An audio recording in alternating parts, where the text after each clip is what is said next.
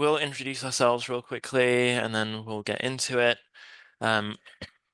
My name is Julian. I'm with Share Our Strength, Director of Medicaid and Benefits Integration, one of the co-leads on the Medicaid Food Security Network. And I've been in this role for about 3 months now, and before this I was at Benefits Data Trust, which unfortunately closed, but it was a great organization that I was working on SNAP access and other public benefits access in partnership with healthcare organizations. And then I suppose let's have each of our quote unquote panelists here, but just presenters, that's the word. Everyone should just say a quick word about themselves as well. Katrina, do you want to go next? Sure. Hello, everyone. I think I can come off video. Hello, everyone. I'm Katrina Scott, and I am on the health systems team, which means I also work on the Medicaid Food Security Network. And I'm the person, if you have any questions, please feel free to reach out to me, and welcome. I'll keep the Share Our Strength line going here and jump in. Welcome, everybody. Really delighted to be kicking off a webinar about your potential participation in the Medicaid Food Security Network Partners Program. You're going to learn a lot, and we're going to learn a lot from you on this, through your questions too. My name is Kelleen Zubik, and I'm the Managing Director for Health Systems at Share Our Strength. And I'll pass things over to Catherine. Hi, everyone. I am Catherine Jantz. I'm a senior associate at Health Begins. I do a lot of my work around food insecurity. Health Begins is a small consultancy focused on helping Medicaid serving systems move upstream and address health equity. I apologize for some reason that I can't explain. I can't get on video, but would love to see all of you. It's exciting to see many familiar names and also many new names on the list. I also am going to go ahead and put the information for our upcoming quarterly Medicaid Food Security Network meeting in the chat, because we would love to have all of you on that quarterly meeting as well. And with that, I'll pass to Ale. Hello, everyone. It's a pleasure to be here today. My name is Alejandra Cabrera. I work as a programs director at Health Begins, and it's a pleasure to be here. I'm excited to see your questions come in the Q&A. Thanks. All right, and I'm seeing already in the Q&A that someone asked, is this being recorded? That is a great question. Yes, it is already being recorded. So we will share this out and the slide deck will go out as well. But I will get us moving. So like I said, we're recording. Please use the Q&A feature if you've got like a chunky question to ask, but of course the chat is open and you all are welcome to use it to converse. And then, yeah, I don't think the mute one is an issue because we're using the webinar function. But again, just please be mindful. So our objectives today are to share about the Medicaid Food Security Partner Program, which is a grant program of the Medicaid Food Security Network funded by Share Our Strength, talk about what the Medicaid Food Security Network is, talk about the RFP guidelines, that's the request for proposals. So talk about what we expect to see in your applications, and talk about some of the logistics of that. And just generally talk about what the policy and program opportunities are through this program and also beyond the grant program, because the Medicaid Food Security Network more broadly is here to support everyone here in advancing Medicaid food security partnerships. So roughly we will talk about the Medicaid Food Security Network, and then Catherine from Health Begins will talk about the grant program with a bit more specificity, and then we'll hopefully dedicate a fair chunk of time to Q&A. So the Medicaid Food Security Network, this is a joint effort of Share Our Strength and Health Begins, and our goal is to make it such that many more people who are enrolled in Medicaid have improved access to SNAP WIC and community food resources through changes to Medicaid policy and policy implementation. And I'm just kind of paraphrasing the words on the slide because that's kind of my real life summary of what we're trying to say here.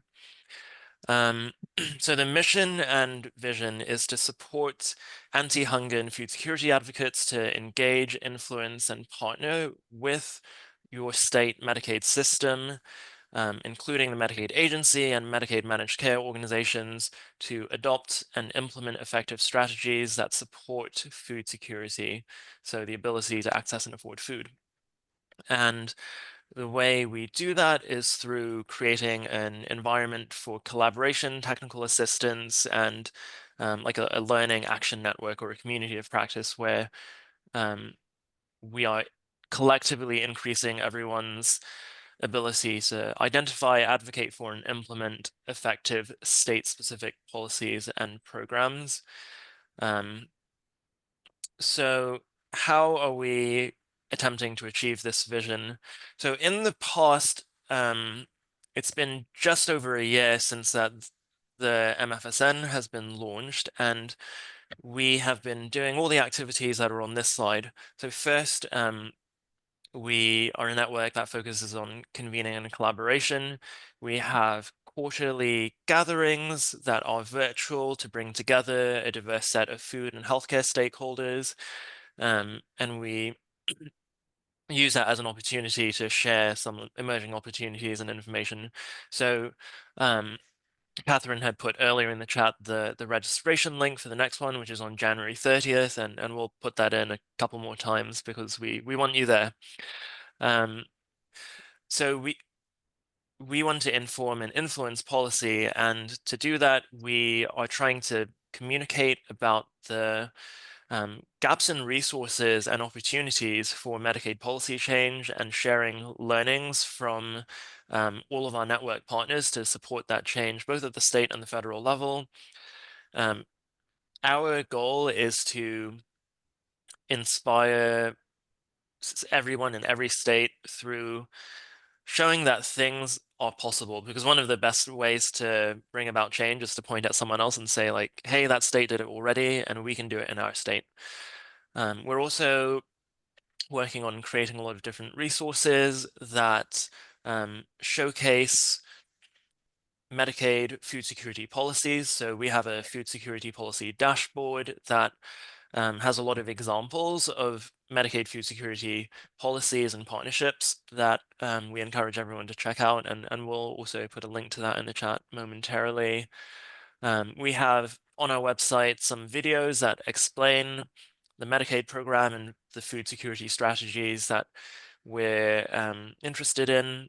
We have made some various publications, including a promising strategies document that lays out all of the things that we think are really important to advance through the Medicaid system. And lastly, we also have a bi-monthly newsletter that you all can sign up for. And that will be an opportunity to again, see more information about what's going on in this space and hear about opportunities like this one. And most of you are here because of that newsletter, so thank you for being here. And then the thing that is covered by this webinar and this grant program is our Medicaid Food Security Partners program, in which we are providing grant-funded technical assistance that is led by Catherine and her team at Health Begins. And that is funding and technical assistance for state organizations to pursue Medicaid policy change with a focus on SNAP, WIC, and food as medicine. To very briefly say, like, what are some of these strategies that we're really talking about? This is on this slide, this is our mental model of what some of those strategies are. So the first is food security screening and referral. This is we believe in screening as many people as possible, including children and families in a like preventive care setting and not just like acute settings, and having high quality referral pathways to make sure that positive food security screening, when someone says that they can't afford food, that they get assistance We also care a lot about assistance and navigation and Snap and WIC infrastructure. That includes the use of closed-loop referral tools like Find Help and Unite Us and things like that, where we want there to be high-quality systems that ensure people are screened and then referred and then connected to the services that assist them with increasing their food security, and then that there's the ability to find out what happened and evaluate that, which brings us to the topic of data evaluation and continuous improvement. We're also really interested in high quality data systems and integrated data systems, including like data sharing across the Medicaid, SNAP, and WIC programs. And when I say data sharing across those programs, that means wouldn't it be nice if a care manager working for a Medicaid managed care organization was talking to a Medicaid member and learned that they were food insecure, so then they could log into a system and check, hey, this person is not currently enrolled in SNAP, so maybe I should discuss with them, hey, have you ever heard of SNAP? And start the pathway towards getting them applied to SNAP, whether that's, hey, here's how you apply, or let me refer you to a community resource who will hold your hand through that process, depending on what the needs of the member actually are. And then in the category of investments and benefits, we are particularly interested in tools that range from Medicaid 1115 waivers and in lieu of services to Medicaid managed care requests for proposals and managed care contracts, where there's a spectrum of tools that we can use to increase the investment and coverage of food security services in the Medicaid system. So that's kind of a whirlwind tour of the stuff that's in our brains, but if you'd like to learn more about this, I would suggest you will go to the our resources page on the Medicaid Food Security Network website and talk where you can see our promising strategies document that lays this out in more detail. So now that I've said all that, we would love to just run a quick poll to so that we all know and you all know amongst ourselves a few things about who you are. And thank you again to everyone who's been sharing in the chat who you are and where you're coming from. We just wanted to run this poll as well so that we have some understanding of who is in the room with us. So the poll should be up. Thank you, Katrina.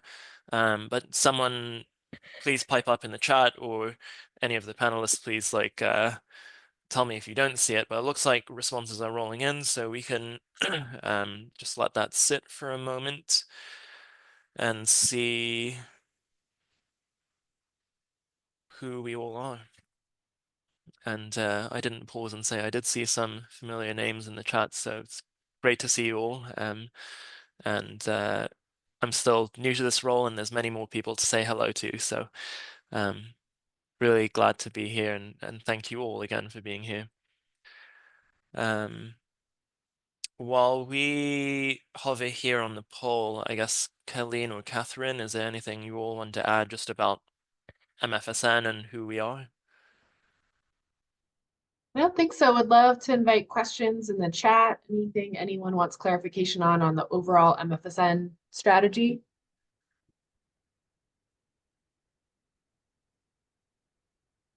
And thanks to everyone for introducing yourselves via the chat.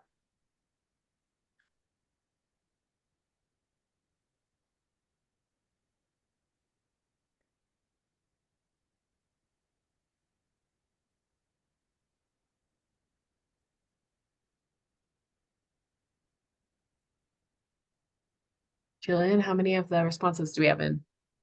Looks like 974. Okay. Yeah, We should give it a minute more. We'll let folks who haven't responded yet yeah. finish responding. And Catherine, you should be able to turn on your video now. No, it Oh, was. can I say hello to everyone? Yeah. Oh, hello. Hi, everyone. It's so nice to see you. Yeah, sorry We're again having, about that. no, we are having technical difficulties, but it's nice to just be able to say hello. Yeah, All there was right. We show the three results of the dot poll. menu inside a three dot menu. Yeah, let's do it. Katrina, can you go ahead and share the results?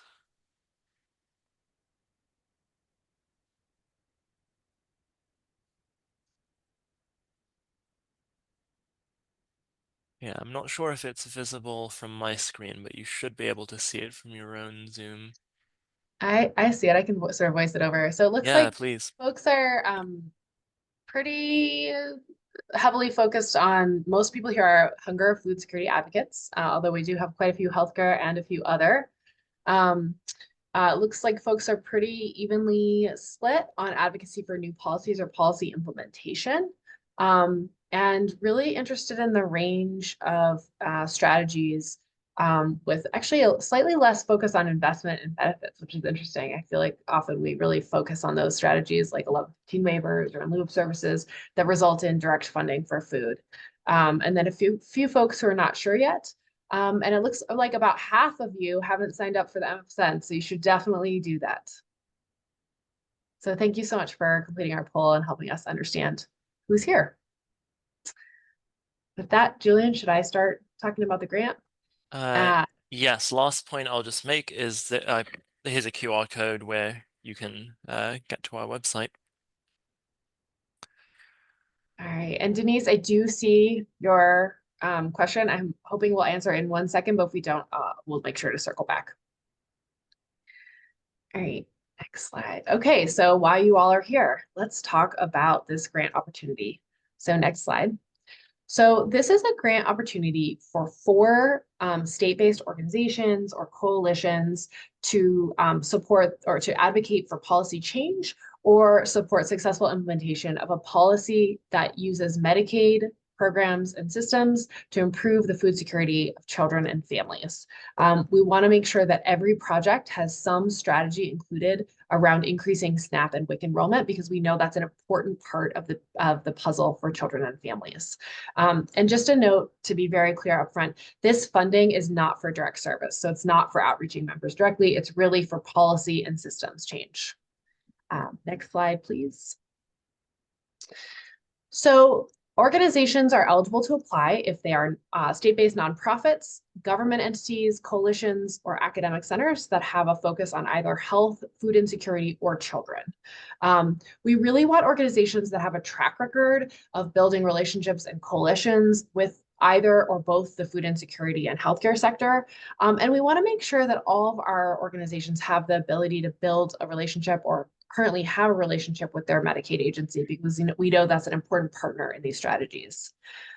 By applying, organizations are making a commitment to have a clear focus around either influencing state Medicaid policies or implementing policies that have already been adopted. We want to make sure that every organization who applies has a commitment to reducing the SNAP and WIC enrollment gap for Medicaid recipients, and will actively engage community members for their input and collaboration. We really want to make sure that individuals served by these systems experiencing food insecurity have a lot of influence over the design and implementation of programs that serve them. And finally, we're asking organizations who apply to have a commitment to sharing insights and learnings from their effort nationally, because we really want to use this as an opportunity to share information and resources and strategies with other states who are not part of the cohort. As we select which proposals we will award, we'll be looking at factors that are specific to your state. So for example, we will be looking at states with high levels of health inequities. We'll be looking for having a diversity of rural and urban proposals in states that have large rural regions. We'll be looking for grantees in politically diverse states, so encourage you to apply regardless of the political leaning of your state. We want to think about how your program and want to be sure that our programs will serve racially and ethnic diverse populations. We'll be assessing organizational readiness and really whether or not the policy context in your state is ripe for the kind of change you're proposing. Next slide, please. So each recipient will receive $75,000. We will only award to a single agency, although you can definitely subcontract with other partners. We know many of you work in coalitions or across multiple teams, and so want you to be able to use those funds as you see fit. Those funds can be used for staff time, reimbursing community stakeholders for their time, and also costs associated with participating and providing input, coalition participation, or other kinds of costs. We provide the funding upfront in a single disbursement on contract execution. Next slide, please. So requirements for participation are that you create a work plan and have clear metrics of success from the beginning of the project that are updated throughout the project. All participants agree to participate in cohort learning. So all of our grantees, including current and then also future grantees, have monthly group calls for peer-to-peer learning, learning opportunities that are of mutual interest to the entire group, and really to create a relationship across all of the grantees. We also meet one-on-one with every grantee and provide ad hoc technical assistance.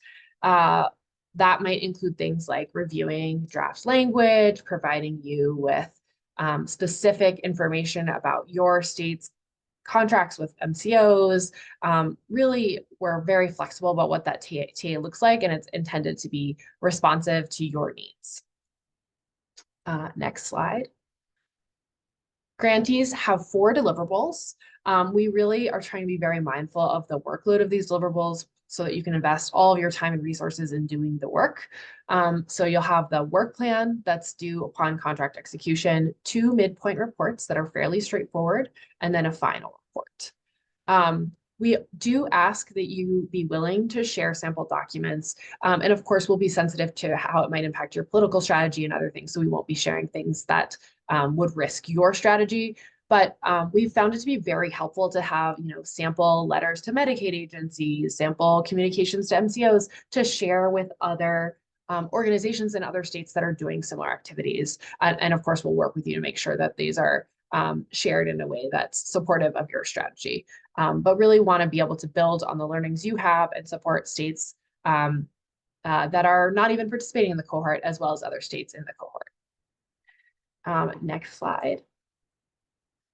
So to give you a sense of our current grantees, we have Voices for Georgia's Children, Oklahoma Policy Institute, Federation of Virginia Food Banks, and the Food Bank Council of Michigan. And our current grantees are working on a wide range of projects, including, thinking about SNAP and WIC integration in a perinatal home visiting program, advocating for food security provisions in an MCO RFP, working with Medicaid and WIC to support cross-agency data sharing, advocating for an increase in SNAP eligibility to better align with Medicaid, looking at the feasibility and pursuing policy change around a common Medicaid and SNAP application, working on both the design and implementation of an in lieu of services benefit, supporting sort of food as medicine coalition building to really increase community health and healthcare readiness for future partnerships and to build on existing partnerships, and really supporting CBOs and engaging in already existing policy opportunities. Next slide, please. So the timeline is that the proposals are due February 14th. We will have a multiple organizations from our steering committee will support the review of those proposals between February 17th and March 14th. And we'll notify awardees by March 17th with the goal of starting grantees on May 1st. The grant then runs until December 1, 2026.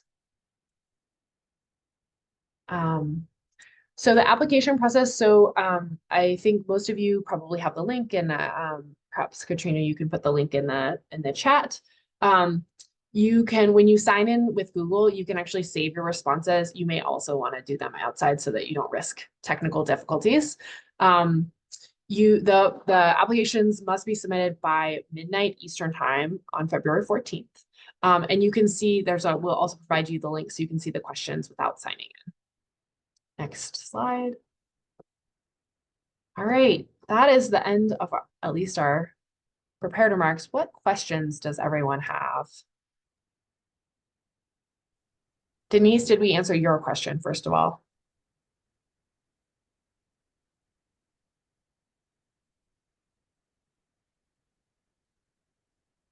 Sounds like we got Denise's question. Do other people have questions? There are a couple of questions in the chat. Oh, I was looking at the chat, not the Q&A. When looking at health inequities, what tool do you use? I can pull up the one we used last time, but I don't know, we might revisit that this round. But we did want to use sort of a standardized tool to really look across states. One of the things we found in the last round is that we had a lot of really compelling proposals, and so we needed to use some other factors to really help us differentiate.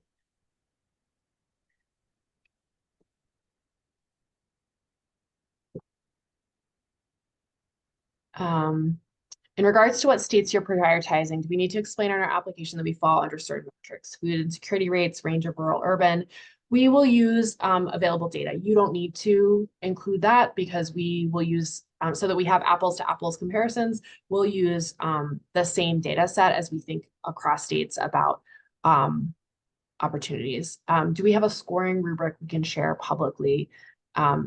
Julian and Katrina, I don't believe we shared a scoring rubric per se. We did, we articulated in the slides our priorities, but I don't know if we want to share a scoring rubric. And Ali, you can remind me if I forgot that we actually shared that last time. I don't believe we did share it last time, but it does follow all the items that are in the slides here. And then there's a question about can a healthcare organization apply? And I'm going to let Julian just respond to that one. Yeah, so perhaps you're thinking there might be, oh, if it's a 501c3 healthcare organization, we're generally saying no to single organization applicants that are like if you're a health plan or a hospital system, so much as focusing on community-based organizations or advocacy organizations or like state associations for those food organizations. But a healthcare organization, we very much welcome you as a coalition participant or a like partner organization to one of those lead organizations.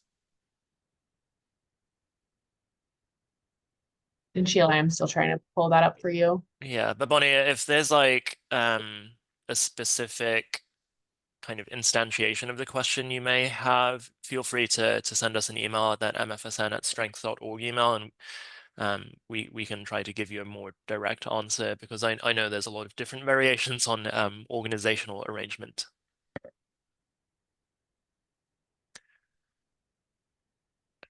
And then I think the next question was, what are the most common barriers that organizations run into when trying to enact change on a state level?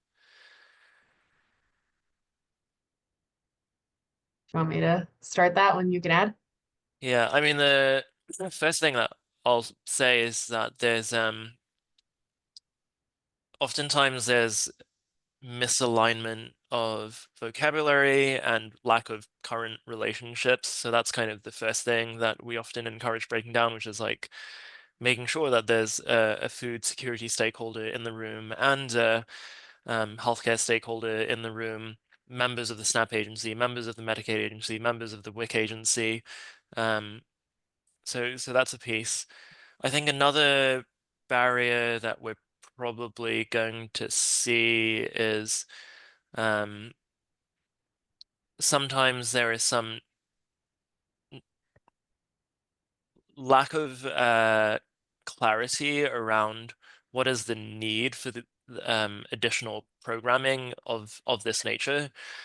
Sometimes there's a sense of like, oh, well, the SNAP program already exists, the WIC program already exists, so why does there need to be a Medicaid food security partnership? Why do we need to do any of the stuff that we're doing? And working to like break down that preconceived notion is also part of our work. Money is a barrier as well, so figuring out how to conjure up the money is it's a short way of what I'll say, but that's I think in a lot of cases states will say like, why would we do this? But I think part of it is 1115 waivers and IOLS are designed to be, and Catherine, please correct me if I'm going to phrase this in the wrong way. They're intended to be cost neutral through the healthcare savings that are yielded by improved food security, even though there is like additional money that the state needs to spend in order to implement some of these programs. Did I I would say cost effective. cost effective? That's the phrase I They was actually looking for. don't Yeah. have to be cost neutral. They can have a cost impact, but most states are trying to subsidize with savings. Yeah. Yes, thank you. But anyways, there's a whole like ramble that Catherine and I could do about barriers we've heard. So I will stop my ramble there and pass it over to Catherine or Colleen to if there's anything you all want to add to common barriers. Yeah, I mean, I think Julian, you pretty much covered it. Yeah, sort of state appetite and organizational experience, relationships, skill. Did that answer your question, Joe, or did you have follow-up questions? Okay, we have quite a few coming in, so I'm going to keep cranking through these questions. Can you share in written form what the current cohort participants are working on? So we very intentionally, actually, originally we were going to share a lot more detail about what they're working on, but because some of them are working with legislators on legislative actions or other things, we didn't want to jeopardize their efforts by disclosing on a national webinar what they're working on. And so we don't have that listed anywhere at this time. But if you had more specific questions or what you're trying to get at with that, we would be happy to talk to you more. But we don't want to jeopardize their efforts by disclosing things before they're ready. Are you looking for activities that are different from an existing cohort? I would say no. I think we're looking for things that we think will be effective in your state and that you can successfully implement. Not necessarily a difference in strategy. I think the most important things to think about with your proposal are, is this an achievable systems or policy change? Does it impact children and families? Does it include a strategy to increase SNF and WIC enrollment as a component of it? It doesn't have to be the sole feature, but just as a component of the strategy. And how are you engaging members and addressing health inequities as part of that? If a certain state was awarded last year, would organizations from the same states be considered for this year? Yes. If you're a different organization from the same state, well, we will just like kind of take that on a case-by-case basis and we'll kind of look at your proposal and line that up with the work of our existing grantees and be thoughtful about that. But I don't think there's like a blanket no on that, at least. And then I'm gonna let Colleen or Katrina, can one of you answer this administrative Yeah, costs overhead? I was just typing that in. Administrative costs are allowable. Typically, share of strength, we prefer to keep it at the de minimis rate of 10%, knowing that many universities and things like that have much higher rates that they can't control. Given that this is only $75,000, again, our preference would be for a low de minimis rate. This would be a type of question that we could continue further offline depending on who are your partners. Maybe it makes sense. So if there's a university that wants to spearhead the proposal, but their administrative rate is 39% or something, perhaps there's someone else that they're partnering with that might make a better fit in that. So I know that's not hard and fast. Yes, it can be done, but please understand that for $75,000, we want to keep the funds going towards process and projects that help advance the goals for addressing food insecurity through Medicaid in your state. And so we'll be definitely taking a look at the percentage for administrative rates. I see a question about what types of organizations have been awarded previously. Previously, or in the current cohort, there are 2 food bank state associations. So that's the Federation of Virginia Food Banks and the Food Bank Council of Michigan. And then our Georgia partner is Voices for Georgia's Children, and they're a like advocacy nonprofit focused on children's issues. And then in Oklahoma, we have the Oklahoma Policy Institute, which is like a policy advocacy organization. And then there's a question about, do you think LME, local management entities or managed care organizations would benefit from applying/receiving these grant funds? Asking since health plans and hospital systems aren't as appropriate as CBOs. So that goes back to my earlier answer of we are not accepting applications from single entity, like single healthcare entities, but we still welcome your participation in this work, particularly because like Medicaid managed care organizations, like you all have a very large voice in influencing what state Medicaid policy is. So and again, if you'd like to sort of discuss that arrangement further, we encourage you to reach out and we can think together about what that could look like in your context. And just as a build on this, just to chime in with Julian, in the past, we had to grapple with this question last year. And the reason why it sounds like why we're keeping the door open for further conversation is because we understand that healthcare it can be all different sizes and strengths, right? And so again, this is supposed to affect Medicaid recipients for the state as a whole. And so it's probably essential to have healthcare as part of a coalition around this work.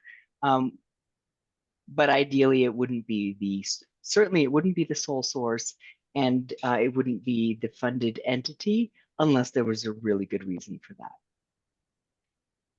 Yeah, and we do want to think about ways to engage. We know a lot of health organizations are doing really incredible work in this area, and so definitely interested in hearing from you and want you part of our quarterly meetings. And if you're like an association, like a federally qualified health center association or something of that ilk, definitely don't want to close the door on your ideas and proposal, because I know you do there's a lot of really interesting and innovative like value-based payment models that could include social needs that might come out of those kinds of organizations. And so if you're an association that does a lot of policy change and systems change, please feel free to reach out or submit a proposal. Are there any restrictions on the size of the 501c3? There are no restrictions on the size. Our biggest consideration is really that you have a state focus or state-based and have deep roots in your state. We know that that's a critical factor to success. Anything else to add on that? I would just add that there is one question in the application about like what other funding or technical assistance might you be receiving that is also relevant. And we asked that question because there are like various entities out there that are working on similar funding or technical assistance efforts to us with like some level of overlap but not exact overlap, and some of those organizations are actually our very close allies and part of the Medicaid Food Security Network Steering Committee. And I mention that because we will be coordinating amongst each other to try to have as holistic a picture as we can of like who we are working with and who we're funding, so that we can have like an appropriate balance of where we're putting our resources and making sure that those efforts are as best coordinated as possible. And then, Julian, I want to call your attention. There's a question from, actually, I can't see the full name, Christine in the chat that I'm going to let you take on direct certification with Medicaid.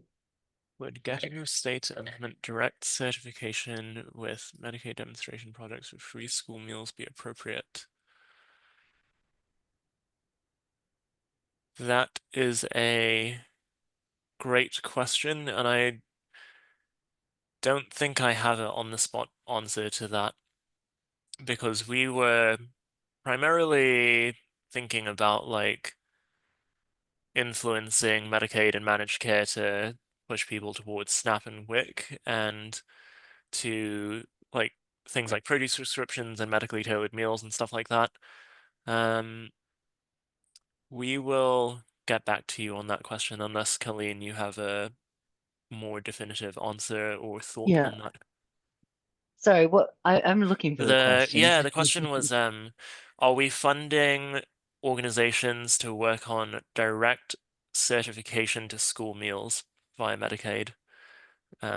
Which is like of organizational interest to share our strength, and we work on that in some other Yeah. settings. I mean, I think, again, that would be a special consideration depending on what else was in that proposal, because we do have other funding streams that share our strength specifically for school meals. So if this is a school meal proposal, and then it is a better fit for some of our other grant opportunities. And then just want to voice over a question that Colleen answered in the Q&A, which is how many people applied last year? And we think it was about 22, so it was pretty competitive. And then next, there's a question about, can you elaborate on the ways you are envisioning the SNAP and WIC enrollment are integrated? So it could be a variety of ways. So for example, if you're advocating for policy change, if your state is about to undergo some sort of Medicaid managed care reprocurement, we would hope that as part of your advocacy around contractual changes for those MCOs, it would include specific strategies around SNAP and WIC. If you are really working on implementation, you would really think about, maybe your top interest is produce prescription and working with your state and your MCOs on a produce prescription program. We'd want to have very clear strategies and measures around making sure that people who are enrolled in the produce prescription program were also being enrolled in SNAP and WIC.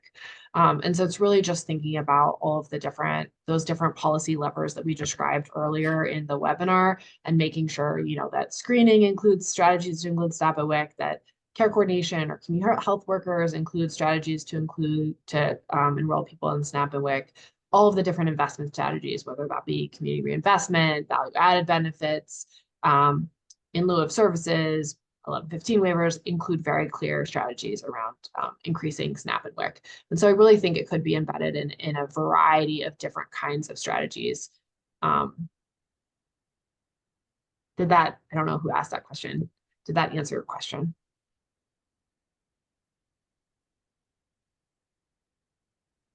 Not, feel free to ask another one. And I don't know, Julian and Colleen, if you want to add. Okay.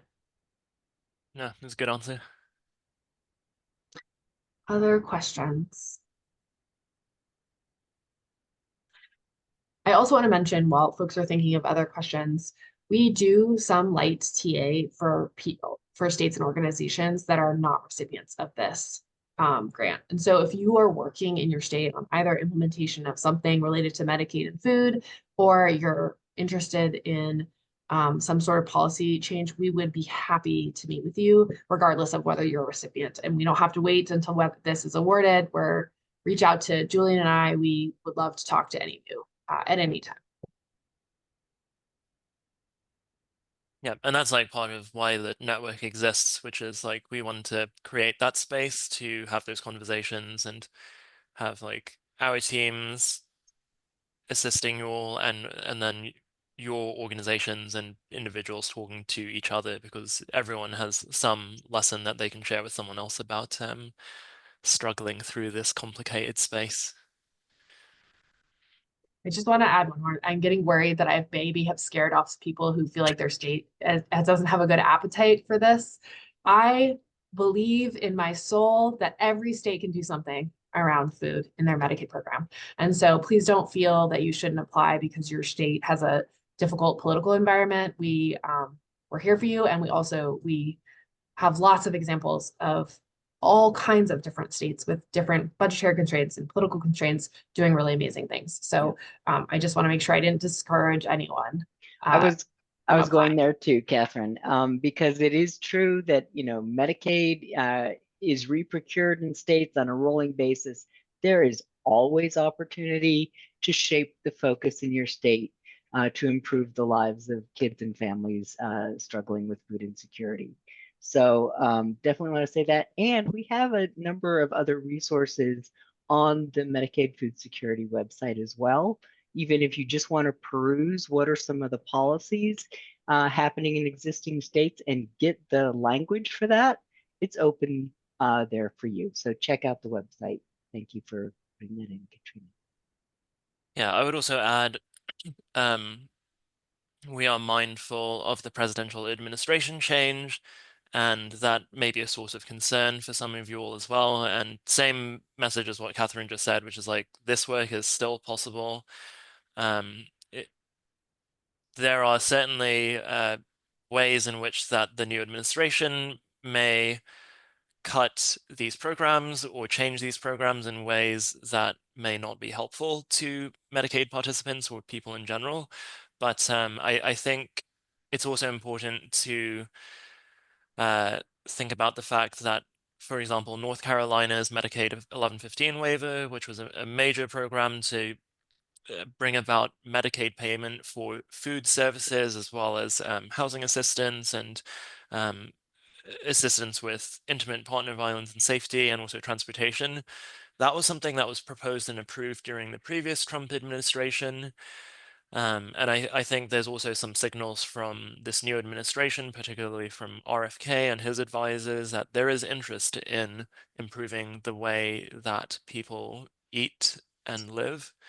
And while we do not agree with many of the things that this administration says they want to do or plan to do, there are some areas of common ground, and that will influence both our federal and state engagement. And again, bottom line is, if you live in a blue state, a red state, purple state, we welcome your applications and engagement. And Colleen, I see, I think maybe you're typing an answer to this, so maybe you can voice over. Can participants or can potential applicants reach out to us to get feedback on their proposal ideas? My response was, we're always up for a conversation. What we won't do is review a pre-proposal, kind of a written proposal and give you early feedback on that. But please do. I think this is, if you've seen one state and one innovation, you've seen one state and one innovation. So if you have an idea and you want to get it some initial feedback, I would say that we would be open to that.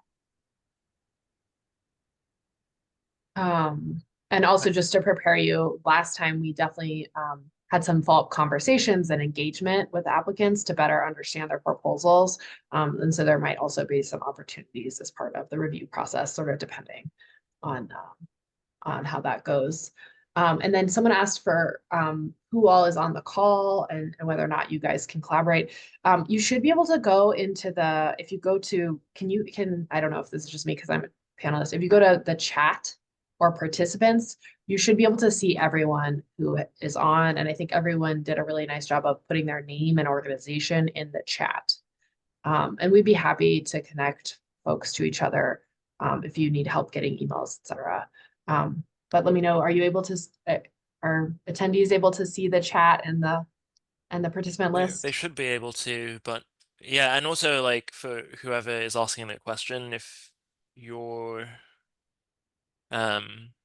if you would like to find out for your state, I guess you could also email our MFSN address and we'll do and just be like, I'm from this state, who else was in the webinar, and we can do our best to share that information back to you. Or please put it in the chat right now. Yes, and yeah. have your colleagues declare yourself. declare and bundle up.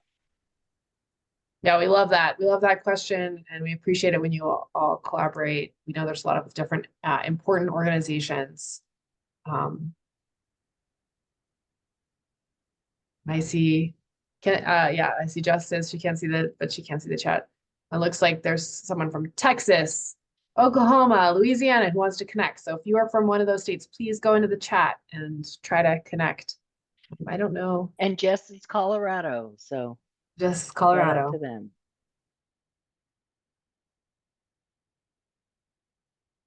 Indiana. I'm just gonna call it the states. Any other questions? Oh, I see one more question in the Q&A. I'd heard that SNAP application assistance was not something that could be covered by ILS because there are other federal dollars for this in the Farm Bill. Your grant implies that this is not true. Any quick feedback? Okay, this is a tricky one. So there is a prohibition on duplication of funds. That said, the resource I would recommend you look at is the HRSN guidance from CMS, which actually they just updated on December 10th, and I will go ahead and put that in the chat. Identifies, and I want to pull it up so I can say, although now I'm pulling up, my computer's pulling up the old version. It's okay. I just put it in the chat. Oh, thank you. Yep. December 10th. Yep. So this document sort of identifies what can be covered by different strategies, and you'll see in this, and actually, I wonder if I can share my screen really quickly. Can I share my screen? Theoretically, yes, but let me know if it doesn't let you. Okay, you'll see that there is a category Yeah, it's on for, page 8. yep, sorry, I scrolled down too far. No worries. And I'll paste For case management services for health-related social needs. That includes linkages to other state and federal benefits. And it does say that you can cover it under Medicaid and managed care in lieu of services, as well as these other strategies. So it's a little bit tricky though. I think it would be unlikely that CMS would allow a state to pay like just for application assistance. It would have to be more holistic case management that met this intent. And it's unlikely to be like covered as a fee for service thing. There would also need to be checks in place to make sure it wasn't duplicative of other funding.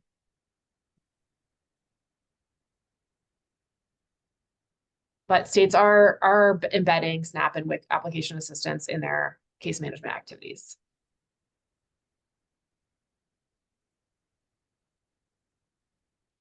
Just want to call out, I see someone from LA. I hope you're doing okay. Thinking of you.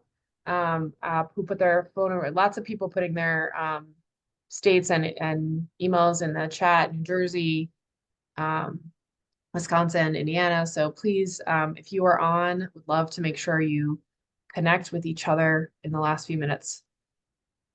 I'm glad to hear you're hanging in there. I like the photos and the videos are just horrific. It's chilling.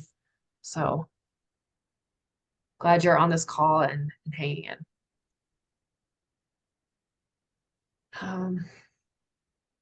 What else? Did that answer the question about SNAP and WIC application assistance?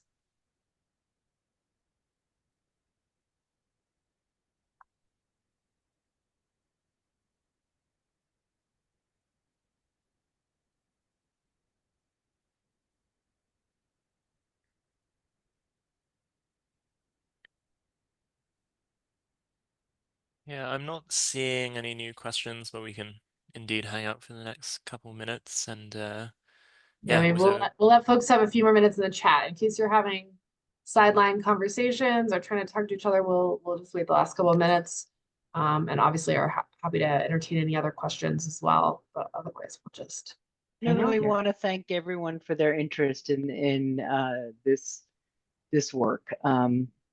It's an 18-month grant. And we know that work happens before and after that grant period too. So really appreciate all the work that everyone is doing in their states.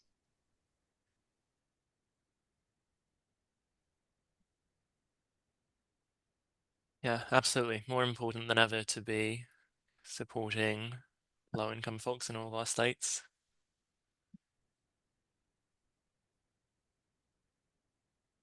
Yeah, thank you for being here, y'all.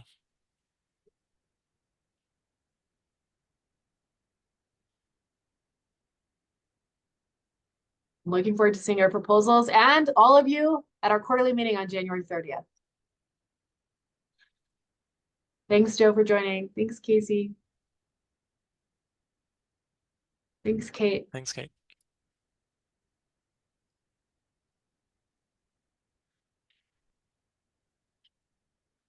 All right, everyone.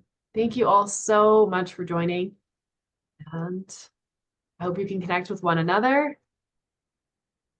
And we'll hopefully see you in a couple weeks.